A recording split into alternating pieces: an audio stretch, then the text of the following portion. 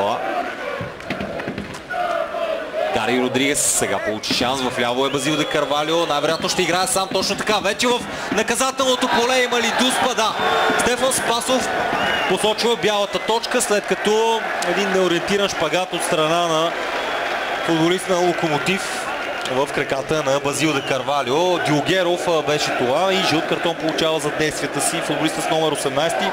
Говорихме за това, че Дюлгеров не разполага с кой знае каква скорост и ще има трудности срещу бързите Родригес и де Карвалио. Още веднъж добре си поведе топката и шпагата на Дюлгеров просто не срещна топката, а краката на съперника.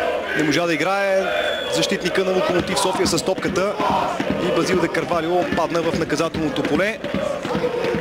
Беше закачен от защитника на Локомотив, макар че на мен ми се стори, че беше тръгнал да пада още предварително Базил де Карвалио, макар съприкосновение наистина между двамата да имаше.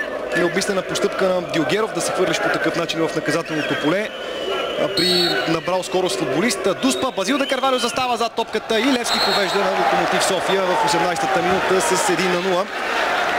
Базил де Карвалио в прегръдките на своите съотборници сам изработи дуспата, сам я реализира. 17-ти гол за Базил де Карвалио от началото на сезона. Еднолично на върха в ранглистата на голмайсторите. Втори е Георги Миланов от Литекса с 14. За де Карвалио можем да кажем, че е най-постоянният играч в състава на Левски. Почти във всеки един двубой играе на ниво. Днес отново с много важен гол.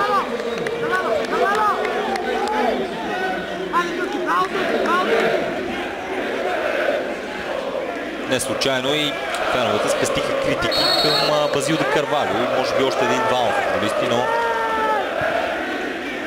доказа класата си бившият таран на Локомотив Пловдив. Много хладнокръвно